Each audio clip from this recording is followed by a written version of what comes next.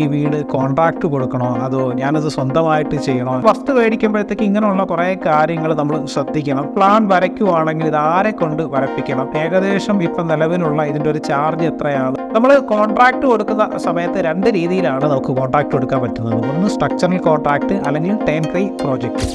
Hello, നമസ്കാരം. പുതിയൊരു വീഡിയോയിലേക്ക് അവർക്കും ഒരിക്കൽ കൂടി സ്വാഗതം. നമ്മുടെ ഒരുപാട് സുഹൃത്തുക്കൾ നിരന്തരം നമുക്ക് മെസ്സേജ് അയച്ചും അതുപോലെ തന്നെ വിളിച്ചുമൊക്കെ ചോദിക്കുന്ന ഒരു കാര്യമാണ്, ചേട്ടാ ഞാനൊരു വീട് വെക്കാനായിട്ട് പോവുകയാണ്, അപ്പോൾ എനിക്കിതിനെക്കുറിച്ചിട്ട് വലിയ ഒരു ധാരണയൊന്നുമില്ല. ഇതുപോലെ യൂട്യൂബ് അല്ലെങ്കിൽ മറ്റ് സോഷ്യൽ മീഡിയ പ്ലാറ്റ്ഫോമുകളിൽ വീഡിയോ കണ്ടിട്ടാണ് ഞാനിതിലേക്ക് ഇറങ്ങുന്നത് എന്നുള്ളത്.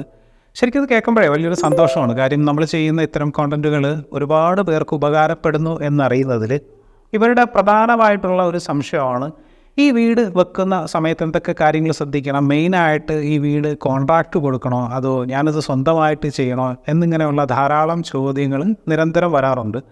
ഇത് ശരിക്കും ഇതിനൊക്കെ കുറിച്ചിട്ടുള്ള അല്ലെങ്കിൽ ഒരു ഡീറ്റെയിൽ ആയിട്ടുള്ളൊരു വീഡിയോ ആണ് ഞാൻ നിങ്ങളുമായിട്ട് ഷെയർ ചെയ്യാനായിട്ട് പോകുന്നത്. ഇതൊരു 10-12 മിനിറ്റ് കൊണ്ട് തീരുമെന്ന് എനിക്കറിയില്ല. ഈ ഒരു വീഡിയോ ഏതായാലും വീട് വെക്കുന്ന ഒരാളെ സംബന്ധിച്ചിടത്തോളം വളരെ ഉപകാരപ്പെടുന്ന ഒരു സംഗതിയായിരിക്കും. It's my Suni. Welcome back to my another video blog.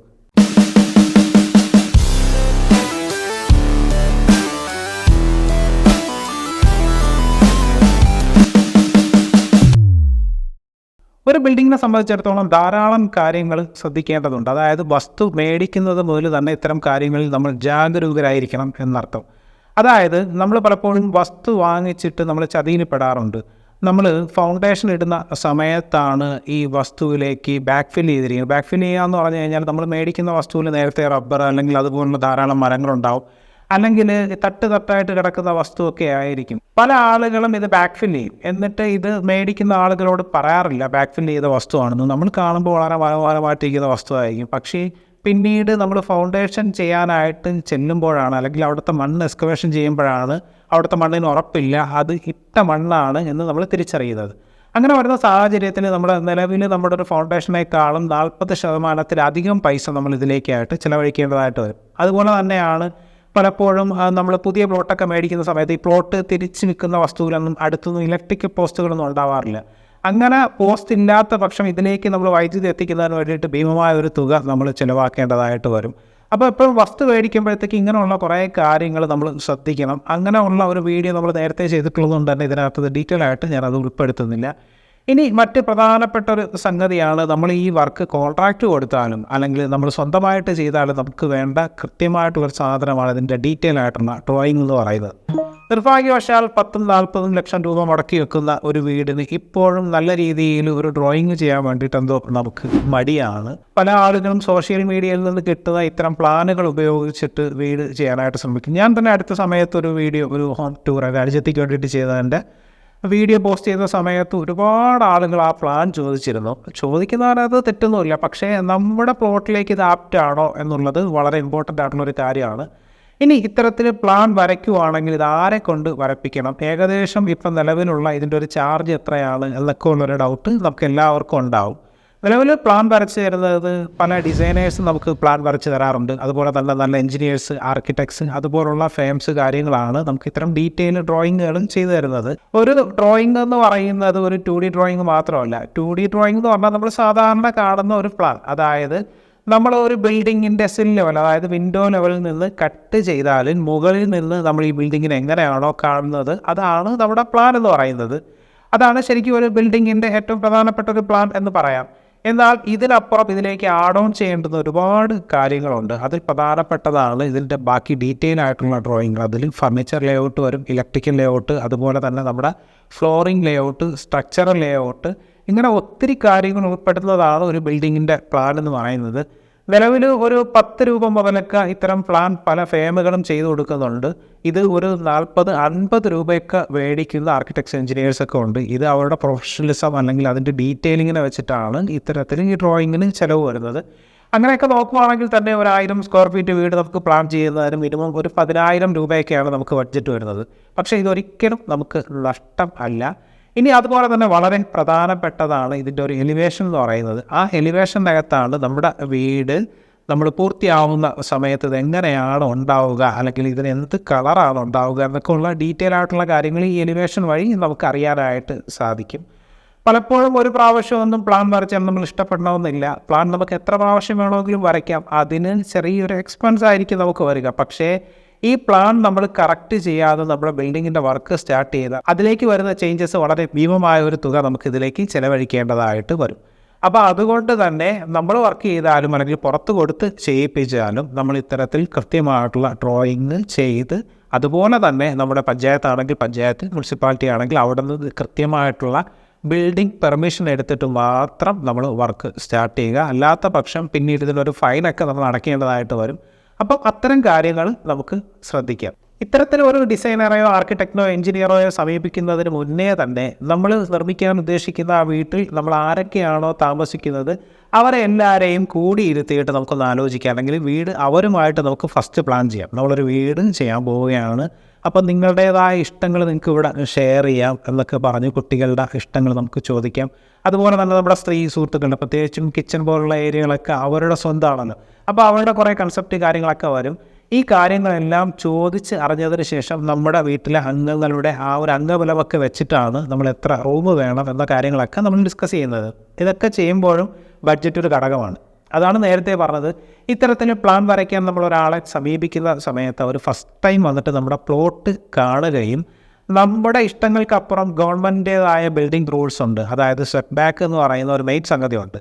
നമ്മുടെ വീടും അതിരും തമ്മിൽ ഫ്രണ്ടിൽ ഇത്ര മീറ്റർ, അതുപോലെ തന്നെ സൈഡ് വൈസ് ഇത്ര മീറ്റർ, ബാക്ക് യാർഡ് ഇത്ര മീറ്റർ, ഇതെല്ലാം നമ്മുടെ ഗവൺമെൻറ് പറയുന്ന ആ റൂൾ വെച്ചിട്ട് വേണം നമുക്ക് ഈ ബിൽഡിങ് ചെയ്യാനായിട്ട്. അതുപോലെ തന്നെ മറ്റ് അതിരിൽ നിന്ന്, അല്ലെങ്കിൽ നമ്മുടെ അതിരിൽ നിന്ന് കിണറിലേക്ക് ഇത്ര ദൂരമുണ്ട്, സെപ്റ്റിക് ടാങ്ക് ഇത്ര റേഡിയസ് നമ്മൾ വിടണം.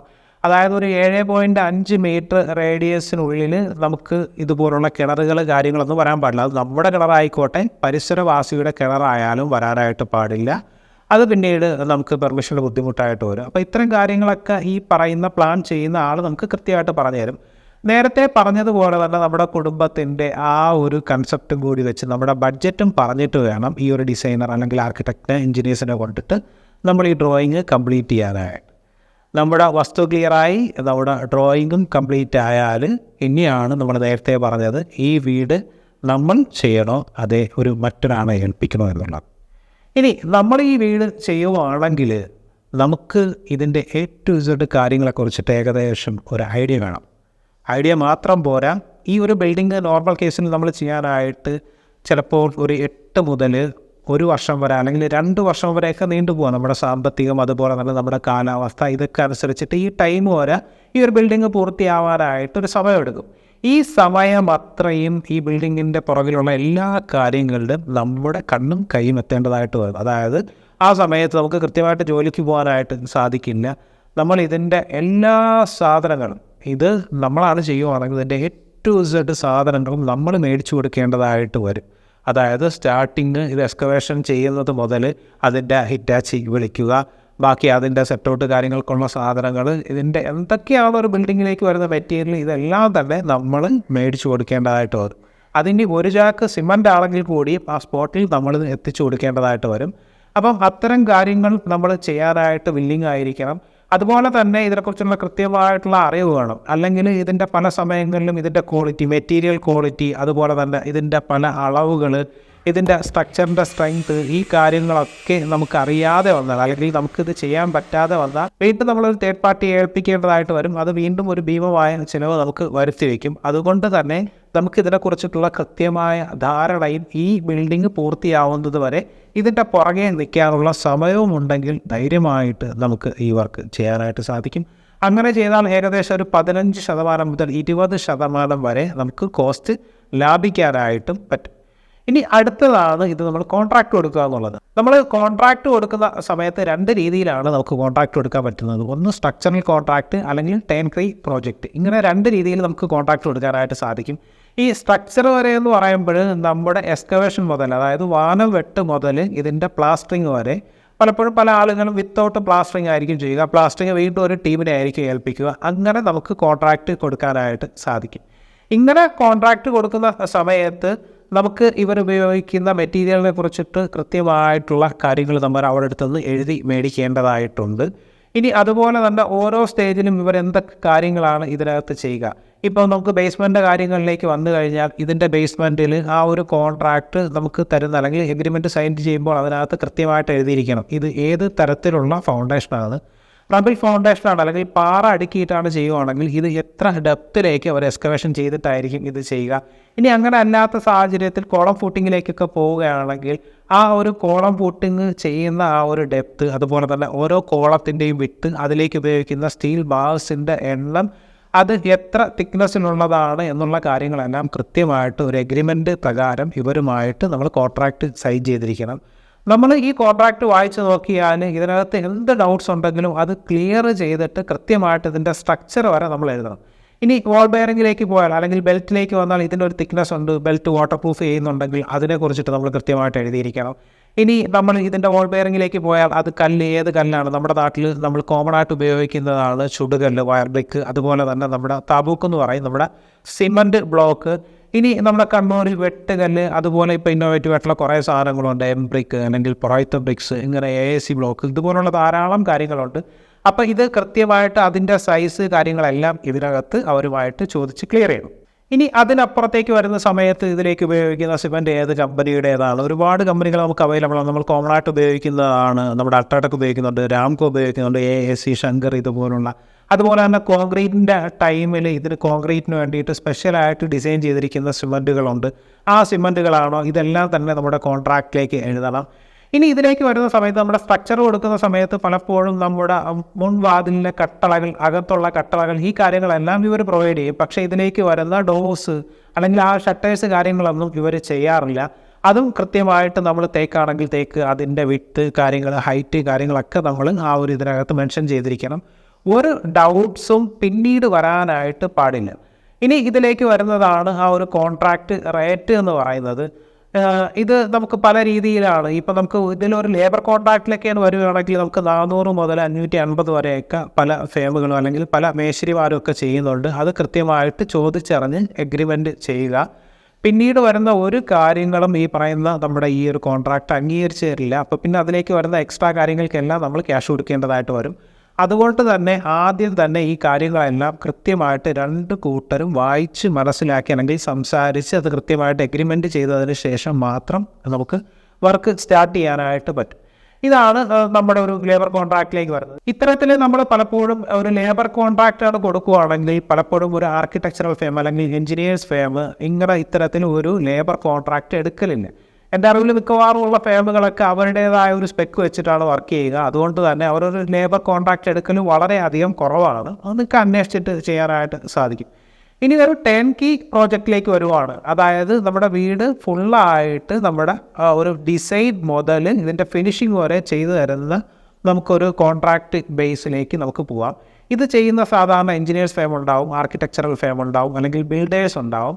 ഇവരെ നമുക്ക് സമീപിക്കാനായിട്ട് സാധിക്കും. അപ്പം നേരത്തെ പറഞ്ഞതുപോലെ ഇവരുടേതായിട്ടുള്ള ഒരു സ്പെസിഫിക്കേഷൻ ഉണ്ടാവും ഇതിൻ്റെ സ്റ്റാർട്ടിങ് മുതൽ. അപ്പം ഇത്തരം കാര്യങ്ങളെ അല്ലെങ്കിൽ ഇത്തരം ഫേമുകളെ നമ്മൾ ഏൽപ്പിക്കുന്ന പക്ഷം നമ്മൾ ആദ്യം പറഞ്ഞ ആ ഒരു ബിൽഡിങ്ങിൻ്റെ ഡിസൈൻ അല്ലെങ്കിൽ ഡ്രോയിങ് കാര്യങ്ങളൊക്കെ ഇവർ തന്നെ ചെയ്തു തരാറുണ്ട്. അത് ഇവർ ഇൻക്ലൂഡായിട്ട് അല്ലെങ്കിൽ ഇവരുടെ ഒരു പ്രോജക്റ്റിലേക്ക് അവർ ഈ പറയുന്ന ബാക്കി ഡീറ്റെയിൽ ഡ്രോയിങ്, ഡിസൈൻ കാര്യങ്ങളൊക്കെ നമുക്ക് ചെയ്തു തരാറുണ്ട്. അപ്പോൾ അത് കൃത്യമായിട്ട് സംസാരിക്കുക. ഇനി നമ്മൾ പലപ്പോഴും ഈ പറഞ്ഞ ഒരു കാര്യത്തിലേക്ക് അല്ലെങ്കിൽ ഒരു ടേൺകീ പ്രോജക്റ്റിലേക്ക് നമ്മുടെ വർക്ക് കൊടുക്കാൻ നമ്മൾ ആഗ്രഹിക്കുന്ന പലപ്പോഴും നമുക്കിതിൻ്റെ പുറകെ നടക്കാനുള്ള സമയമില്ലാതെ വരിക. അല്ലെങ്കിൽ ഞാനൊരു പ്രവാസിയാണ്, അല്ലെങ്കിൽ നമുക്ക് മറ്റ് തൊഴിലുകളുണ്ട്, അപ്പോൾ ഇതിലേക്ക് ഇൻവോൾവ് ആവാനായിട്ടുള്ള ഒരു പ്രയാസം നമുക്കുണ്ടെങ്കിൽ നമുക്ക് ഇത്തരം ടീംസിനെ ഈ ഒരു പ്രോജക്റ്റ് ഏൽപ്പിക്കാനായിട്ട് സാധിക്കും. നമ്മൾ ലേബർ കോൺട്രാക്റ്റ് ആയിക്കോട്ടെ, ഫുൾ കോൺട്രാക്റ്റ് ആയിക്കോട്ടെ, ആരെ ഏൽപ്പിച്ചാലും നമ്മൾ ചെയ്യേണ്ടതായിട്ടുള്ള ഒരു കാര്യമുണ്ട്. ഇവർ ചെയ്ത ഒരു മിനിമം ഒരു 5 പ്രോജക്റ്റെങ്കിലും പോയി കാണുക എന്ന് പറഞ്ഞാൽ കറണ്ട് സിറ്റുവേഷനിലുള്ള ആ പ്രോജക്റ്റ് കാണുന്നതിനേക്കാൾ നല്ലത് ഇവർ നിർമ്മിച്ച് കുറച്ച് നാൾ പഴക്കം ചെന്ന ബിൽഡിങ്ങുകൾ പോയി കണ്ട് ആ ക്ലയൻറ്റിൻ്റെ അടുക്കൽ ഇവരെ കുറിച്ചിട്ട് ചോദിച്ചാൽ അവരത് കൃത്യമായിട്ട് പറഞ്ഞു തരും. അവരുമായിട്ടുള്ളൊരു ഡീലിംഗ് എങ്ങനെയായിരുന്നു, പറഞ്ഞ കാര്യങ്ങൾ കൃത്യമായിട്ട് ചെയ്തു കൊടുത്തിട്ടുണ്ടോ, അല്ലെങ്കിൽ പറഞ്ഞ ടൈമിൽ തീർത്തിട്ടുണ്ടോ, പേയ്മെൻറ്റിൻ്റെ കാര്യങ്ങളെ കുറിച്ചിട്ട് എങ്ങനെയാണ്, ക്വാളിറ്റി എങ്ങനെയാണ്, ഈ കാര്യങ്ങളെല്ലാം നമുക്ക് മനസ്സിലാക്കിയിട്ട് വേണം ഇത്തരം ഒരു ടീംസിനെ നമ്മൾ തിരഞ്ഞെടുക്കേണ്ടത്. പലപ്പോഴും യൂട്യൂബ് വീഡിയോകളിലൂടെ അല്ലെങ്കിൽ നമുക്ക് ഫേസ്ബുക്ക് ഗ്രൂപ്പുകളിലൂടെയൊക്കെ ഒരുപാട് കോൺടാക്ട്സുകൾ കിട്ടും. അങ്ങനെയുള്ള കോൺടാക്ട്സിലൂടെ വർക്ക് കൊടുത്തിട്ട് പണി കിട്ടിയ ഒരുപാട് ആളുകൾ പലപ്പോഴും നമ്മളെ വിളിച്ചിട്ട് പരാതി പറയാറുണ്ട്, ഇനി എന്ത് ചെയ്യും, പെട്ടുപോയെന്നൊക്കെ പറഞ്ഞിട്ട്. അതുകൊണ്ട് തന്നെ നമ്മൾ ഇത്തരം കാര്യങ്ങൾ ചിന്തിച്ചിട്ട് മാത്രം ഒരു ഫേമിനെ നമ്മൾ വർക്ക് ഏൽപ്പിക്കുക എന്നുള്ളതാണ്. ഇനി പ്രവാസികളൊക്കെ ആണെങ്കിൽ പലപ്പോഴും ഇത്തരം വർക്കുകൾ ചെയ്യുന്ന സൈറ്റിലൊക്കെ പല ഫേമുകൾ, പല എഞ്ചിനീയേഴ്സ് ഫേം അല്ലെങ്കിൽ ആർക്കിടെക്ചറൽ ഫേമൊക്കെ CCTV ക്യാമറയൊക്കെ ഫിക്സ് ചെയ്തിട്ട് അവിടെ നടക്കുന്ന വർക്കുകൾ പൂർണ്ണമായിട്ടും നമുക്ക് കാണാൻ പറ്റുന്ന രൂപത്തിൽ അവർ ചെയ്തു തരലുണ്ട്. ഇനി ആരും ആയിക്കോട്ടെ, നമ്മുടെ ഡ്രോയിങ് എലിവേഷൻ വെച്ചതിന് ശേഷം ഈ ഒരു ടീമിനെ വിളിച്ചിട്ട് നമുക്ക് ചോദിക്കാം, ഇതാണ് നമ്മുടെ ഡ്രോയിങ്, ഈ ഒരു വർക്ക് ഇത്ര സ്ക്വയർ ഫീറ്റ് ഞങ്ങൾ ഈ പറയുന്ന മെറ്റീരിയൽ ഉപയോഗിച്ചിട്ട് നിങ്ങൾ ചെയ്തു തരുന്നതിന് എത്ര റേറ്റ് വരും, എത്ര ദിവസം കൊണ്ട് അല്ലെങ്കിൽ എത്ര നാൾ കൊണ്ട് നമുക്കിത് പൂർത്തീകരിച്ച് തരാനായിട്ട് സാധിക്കും എന്നുള്ള ഡീറ്റെയിൽ ആയിട്ടുള്ള കാര്യങ്ങൾ അവരുമായിട്ട് ചോദിച്ച് മനസ്സിലാക്കുക. എന്നിട്ട് കൃത്യമായിട്ടുള്ളൊരു എഗ്രിമെൻ്റ് എഴുതി വെക്കുക. ഇതിൻ്റെ സ്റ്റാർട്ടിങ് മുതൽ ഞാൻ നേരത്തെ പറഞ്ഞതുപോലെ നമ്മുടെ ആ ഫൗണ്ടേഷൻ ഏത് ടൈപ്പിലാണ്, അത് ഏതൊക്കെ സൈസിൽ ഏതൊക്കെ രീതിയിലാണ് ചെയ്യുക എന്നുള്ളത്, അതുപോലെ തന്നെ ഇതിൻ്റെ ബാക്കി വരുന്ന മെറ്റീരിയലിൻ്റെ ക്വാളിറ്റി, ഏത് ബ്രാൻഡാണ്, ഇപ്പോൾ കോൺക്രീറ്റിലേക്ക് വരുന്ന സമയത്ത് ആ കോൺക്രീറ്റിൻ്റെ തിക്നെസ്, അതിൻ്റെ റേഷ്യോ, ഏത് സിമൻ്റാണ് ഉപയോഗിക്കുക, എത്ര ദിവസം കഴിഞ്ഞിട്ടാണ് ഷട്ടറിങ് റിമൂവ് ചെയ്യുക, അതിൻ്റെ ക്യൂറിങ് പീരീഡ് എത്രയാണ്, ഇലക്ട്രിക്കലിലേക്ക് വരുന്ന സമയത്ത് ഏത് ബ്രാൻഡിൻ്റെ വയേഴ്സ് സ്വിച്ചസ് ആണ് നമ്മൾ ഉപയോഗിക്കുക, അതുപോലെ തന്നെ കളർ വളരെ ഇമ്പോർട്ടൻ്റ് ആയിട്ടാണ്. നമ്മളൊരു ബ്രാൻഡ് എഴുതിയാലും ഇതിൽ വരുന്ന മെയിനായിട്ടുള്ള വൈറ്റ് സ്വിച്ചസ് റേറ്റ് കുറവാണ്. അടുത്തൊരു നെക്സ്റ്റ് ഓപ്ഷൻ അല്ലെങ്കിൽ അടുത്ത കളറിലേക്ക് പോകുന്ന സമയത്ത് ഇതിന് റേറ്റ് കൂടുതലാണ്. അതുകൊണ്ട് തന്നെ അത്തരം കാര്യങ്ങളൊക്കെ കൃത്യമായിട്ട് ചോദിച്ച് മനസ്സിലാക്കി വെക്കുക. ഇനി മെയിനായിട്ടുള്ളൊരു സംഗതിയാണ് സിംഗിൾ ഫേസ്, 3 ഫേസ് എന്ന് പറയുന്നത്. ഇത് പലപ്പോഴും ആരും ചോദിക്കാത്തതാണ്. നോർമലി 3 ഫേസിലേക്ക് വരുന്ന സമയത്ത് അതിൻ്റെ DB കാര്യങ്ങൾക്കൊക്കെ അത്യാവശ്യം റേറ്റ് ഉള്ളത് കൊണ്ട് തന്നെ നോർമലി സിംഗിൾ ഫേസ് കണക്ഷൻ്റെ ആയിരിക്കും നമ്മുടെ എഗ്രിമെൻ്റ് ഉണ്ടാവുക. പിന്നീട് നമുക്ക് 2-ലധികം അല്ലെങ്കിൽ 1-ലധികം AC കാര്യങ്ങളൊക്കെ നമ്മുടെ വീട്ടിലേക്ക് വെക്കണം എന്നുണ്ടെങ്കിൽ ചിലപ്പോൾ നമ്മുടെ സിംഗിൾ ഫേസ് വയറിങ് നമുക്ക് മതിയാവാതെ വരും. അതുകൊണ്ട് തന്നെ ഇത്തരം കാര്യങ്ങളെക്കുറിച്ചിട്ട് ഡീപ്പായിട്ട് നമ്മൾ അറിയണം. ഇനി ഫ്ലോറിങ്ങിലേക്ക് വരുന്ന സമയത്ത് ഞാൻ ആദ്യം പറഞ്ഞു, നമ്മുടെ അടുക്കൽ ഫ്ലോറിങ്ങിൻ്റെ ഓൾറെഡി നമ്മുടെ അടുത്ത് ലേഔട്ട് ഉണ്ട്. എന്നിരുന്നാലും ഇതിലേക്ക് ലേ ചെയ്യുന്ന ടൈൽസ് നമുക്ക് എത്ര രൂപയുടെ ടൈലാണ് അല്ലെങ്കിൽ ഏത് സൈസ് വ്യത്യാസം വരുന്നതിനനുസരിച്ചിട്ട് നമുക്ക് ലേബർ കൊടുക്കുകയാണെങ്കിലും അതിനകത്ത് ആ ഒരു റേറ്റ് വ്യത്യാസം വരും. ഇതിനകത്ത് നമ്മൾ സ്പേസർ ഇട്ടിട്ട് എപ്പോക്സി ഇട്ടിട്ടാണോ വിരിക്കുന്നത്, ഈ കാര്യങ്ങളെല്ലാം തന്നെ ഇതിനകത്ത് കൃത്യമായിട്ട് എഴുതി വെക്കുക. നേരത്തെ പറഞ്ഞ കണക്ക് തടിയിലേക്ക് വരുന്ന സമയത്ത് അല്ലെങ്കിൽ സ്റ്റീൽ ഡോറാണോ അതല്ലെങ്കിൽ നമ്മുടെ WPC ഡോറാണോ, അങ്ങനെ ഒരുപാട് ഓപ്ഷൻസ് ഉണ്ട്. ഈ കാര്യങ്ങളെല്ലാം എന്തെങ്കിലും ഡൗട്ട് ഉണ്ടെങ്കിൽ അവരുമായിട്ട് നമ്മൾ ആദ്യം തന്നെ സംസാരിച്ച് ക്ലിയർ ചെയ്യുക. ഒരു കാര്യം പ്രത്യേകം ശ്രദ്ധിക്കുക, നമ്മുടെ ഡ്രോയിങ് നമ്മൾ കൺഫേം ചെയ്ത് കഴിഞ്ഞാൽ പിന്നീട് ഒരു കാരണവശാലും നമ്മുടെ വർക്ക് സ്റ്റാർട്ട് ചെയ്തതിന് ശേഷം ഡ്രോയിങ്ങിൽ മാറ്റം വരുത്താനോ അല്ലെങ്കിൽ ചുവര് പൊളിക്കാനോ ഒന്നും നിൽക്കരുത്. അത് നമുക്കൊരു ഭീമമായ തുക നമ്മുടെ കയ്യിൽ നിന്ന് നഷ്ടപ്പെട്ടു പോകും. ഇനി സാനിറ്ററി വെയർ പ്ലംബിങ്ങിലേക്ക് വരുന്ന സമയത്ത് ഏത് ബ്രാൻഡിൻ്റെയാണ്, വാട്ടർ ടാങ്ക് എത്ര ലിറ്റർ ടാങ്കാണ്, സ്റ്റീൽ വാട്ടർ ടാങ്ക് ആണോ അല്ലെങ്കിൽ നമ്മുടെ ഫുഡ് ഗ്രേഡ് പ്ലാസ്റ്റിക് ടാങ്ക് ആണോ, 3 ലെയർ കോട്ടിംഗ് ഉള്ളതാണോ, അങ്ങനെയൊക്കെ കുറേ കാര്യങ്ങളുണ്ട്. അത് ശ്രദ്ധിക്കുക. ഇതിൻ്റെ മുകളിലേക്ക് വയ്ക്കുന്ന സമയത്ത് ഇത് പ്ലെയിനായിട്ട് ഫിക്സ് ചെയ്യുകയാണോ അല്ലെങ്കിൽ സ്റ്റാൻഡിൽ ഫിക്സ് ചെയ്യുകയാണോ, ഇനി CCTV ക്യാമറയുടെ പോയിൻ്റ് ആണോ ഇടുന്നത്, ബാക്കി കാര്യങ്ങളൊക്കെ ചെയ്യുന്നുണ്ടോ, ഏതൊക്കെ റൂമിൽ AC വേണം, ഇത്തരം എല്ലാ കാര്യങ്ങളെ കുറിച്ചിട്ട് നമുക്ക് കൃത്യമായിട്ടുള്ളൊരു ധാരണ വേണം കേട്ടോ. അതുപോലെ മറ്റൊന്നാണ്, നമുക്ക് ഒരു ആർക്കിടെക്ചറൽ ഫേമിനെ സമീപിക്കുമ്പോൾ തന്നെ ഇവർ 2 രീതിയിൽ നമുക്ക് ചെയ്തു തരാറുണ്ട്. ഒന്ന് ഫുള്ളായിട്ട് നമ്മൾ ഈ പറഞ്ഞതുപോലെ ഒരു ടേൺകീ പ്രോജക്റ്റ് വെച്ച് ചെയ്യുന്ന ഫേമുകളുണ്ട്. അവരുടെ കൺസൾട്ടേഷൻ, അതായത് നമുക്കൊരു കൺസൾട്ടൻറ്റിനെ അവർ തരും. ആ രീതിയിൽ നമുക്ക് ഈ വർക്ക് ഫിനിഷ് ചെയ്യാനായിട്ട് സാധിക്കും. ഇത് നേരത്തെ പറഞ്ഞതുപോലെ നമ്മൾ ഒരു കോൺട്രാക്റ്റ് കൊടുക്കുകയാണെങ്കിൽ നമുക്ക് ആ ഒരു കോൺട്രാക്ടർക്ക് മുകളിൽ ഒരു മേൽനോട്ടം വഹിക്കുവാൻ വേണ്ടിയിട്ട് ഇത്തരം കൺസൾട്ടൻറ്റിനെ നമുക്ക് വെക്കാനായിട്ട് സാധിക്കും. ഈ ഒരു ആർക്കിടെക്ചറൽ ഫേമൊക്കെ ആവുന്ന സമയത്ത് അവരുടെ ഒരു നമ്മുടെ ഒരു ടോട്ടൽ പ്രോജക്റ്റിൻ്റെ ഇത്ര % ആയിരിക്കും അവർക്ക് നമ്മൾ ഫീ ആയിട്ട് കൊടുക്കേണ്ടതായിട്ട് വരിക. ഒരു നോർമൽ 10K പ്രോജക്റ്റിലൊക്കെ ആണെങ്കിൽ നിലവിൽ നമ്മുടെ ഒരു കേരളത്തിൻ്റെ ഒരു റേറ്റൊക്കെ വെച്ചിട്ട് ഒരു 2000 മുതൽ ഒരു 3000 അല്ലെങ്കിൽ 3000 എബോ ഒക്കെയാണ് നമുക്ക് വർക്ക് റേറ്റ് വരുന്നത്. ഇതിനകത്ത് വിത്തൗട്ട് ഇൻറ്റീരിയർ ആയിരിക്കും കേട്ടോ, അത് പലപ്പോഴും ശ്രദ്ധിക്കുക. ഇത്തരം പ്രോജക്റ്റുകളിൽ നമുക്ക് കിണർ ഇതിനകത്ത് ഇൻക്ലൂഡ് ആയിരിക്കില്ല. അതുപോലെ തന്നെ കോമ്പൗണ്ട് വോള്, അതുപോലെ പാവിങ് സ്റ്റോൺ, ഇൻ്റർലോക്ക്, ഇത്തരം കാര്യങ്ങളൊന്നും അവർ ഇൻക്ലൂഡ് ചെയ്തില്ല. അതുപോലെ തന്നെ നമുക്ക് ഇൻറ്റീരിയറും ഇതിനകത്തുണ്ടാവില്ല. അത്തരം രീതിയിലായിരിക്കും പല ഫേമുകളും റേറ്റ് പറയുക. വിത്ത് ഇൻറ്റീരിയർ ആണെങ്കിൽ അത് നേരത്തെ തന്നെ സംസാരിച്ച് ഡിസൈന് കാര്യങ്ങളും മെറ്റീരിയൽ എല്ലാം തന്നെ നമ്മൾ കളക്ട് ചെയ്ത് അവരുടെ നിന്നും സൈൻ ചെയ്ത് വെക്കുക. ഇതിൽ വളരെ പ്രധാനപ്പെട്ട ഒന്നാണ് നമ്മുടെ പേയ്മെൻറ്റ് ഡീറ്റെയിൽ എന്ന് പറയുന്നത്. പലപ്പോഴും പല ഫേമുകളും പെർസെൻറ്റേജ് വെച്ചിട്ട് പേയ്മെൻറ്റ് ഷെഡ്യൂൾ തരാറുണ്ട്. അല്ല ഒരു എമൗണ്ടായിട്ട് തന്നെ തരിക. നമുക്ക് ഏതൊരു ടീം ചെയ്താലും ഒരു അഡ്വാൻസ്ഡ് എമൗണ്ട് ഇവർക്ക് നമ്മൾ കൊടുക്കേണ്ടതായിട്ട് വരും. ഒരു മൊബിലൈസേഷൻ ചാർജ് എന്നൊക്കെ പറയാം. അപ്പോൾ അത് കഴിഞ്ഞിട്ട് പിന്നീട് വരുന്നത് നമുക്ക് ആഫ്റ്റർ ഫൗണ്ടേഷൻ ആയിരിക്കും. അത് കഴിഞ്ഞ് നമുക്ക് ലിൻഡൽ സ്റ്റേജിൽ ഒരു പേയ്മെൻറ്റ് ഇത്ര % കൊടുക്കേണ്ടതായിട്ട് വരും. പിന്നീട് കോൺക്രീറ്റ് സ്റ്റേജിൽ, പിന്നെ അതുപോലെ തന്നെ ഫസ്റ്റ് ഫ്ലോർ, ഇങ്ങനെ ഓരോ ഘട്ടം ഘട്ടമായിട്ടായിരിക്കും പെയിൻറ്റിങ്ങിൻ്റെ സ്റ്റേജിൽ. എന്തായാലും ലാസ്റ്റ് ഒരു എമൗണ്ട് നമ്മൾ അവർക്ക് കൊടുക്കേണ്ടതായിട്ട് ഒരു 10 to 50% എമൗണ്ട് നമ്മുടെ കയ്യിലുണ്ടാവും. അത് നമ്മുടെ വർക്ക് കംപ്ലീറ്റ് ആയതിനു ശേഷം നമ്മൾ അവർക്ക് കൊടുക്കേണ്ടതായിട്ടാണ്.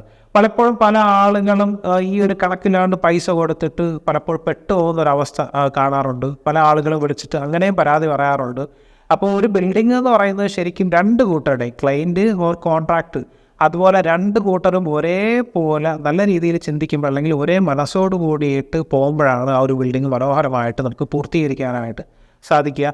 പിന്നെ പല ആളുകളും ചെയ്യുന്നൊരു മണ്ടത്തരം എന്ന് പറയുന്നത്, നമുക്ക് ഈ പറഞ്ഞ സ്ട്രക്ചർ ഒരു ടീമിന് നമ്മൾ ഏൽപ്പിക്കും, അതുപോലെ തന്നെ പ്ലാസ്റ്ററിങ് വേറൊരു ടീമിന്, പെയിൻറ്റിങ് വേറൊരു ടീമിന്. ഇങ്ങനെ ചെയ്യുന്ന സമയത്ത് ശരിക്കും പറഞ്ഞാൽ ഇത് നഷ്ടമാണ്. മാത്രമല്ല, ഈ പല ആളുകൾ ചെയ്യുന്ന സമയത്ത് ഇതിൽ വരുന്ന ചെറിയ ചെറിയ പല കംപ്ലൈൻറ്റുകളും ആരും സ്വന്തമായിട്ട് ഏൽക്കാറില്ല. അവർ പറയും മറ്റേ ആൾ ചെയ്തപ്പോൾ വന്ന കംപ്ലൈൻറ്റാണ്, അല്ലെങ്കിൽ അവരത് ചെയ്തുകൊണ്ടാണ് ഇതിങ്ങനെ വന്നത്.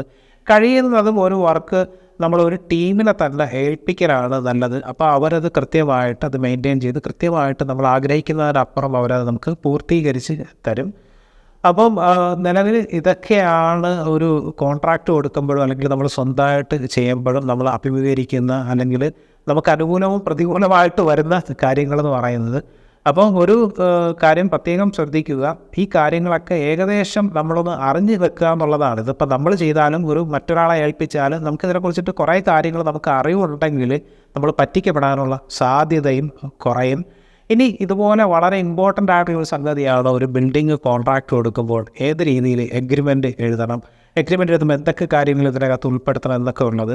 അപ്പോൾ മുമ്പ് ഞാൻ ഒരിക്കലും അത്തരത്തിലൊരു വീഡിയോ ചെയ്യാമെന്ന് പറഞ്ഞതാണ്. അപ്പം ഈ വീഡിയോയിൽ കുറേയധികം കാര്യങ്ങൾ ചിലപ്പോൾ വിട്ടുപോയിട്ടുണ്ടാവും. എന്നാലും ഒരു തുടക്കക്കാരന് ഒരു ബിൽഡിംഗ് വെക്കുന്ന ഒരാളെ സംബന്ധിച്ചിടത്തോളം കുറേ അധികം അറിവുകൾ ഇതിൽ നിങ്ങൾക്ക് ലഭിച്ചിട്ടുണ്ടാവും.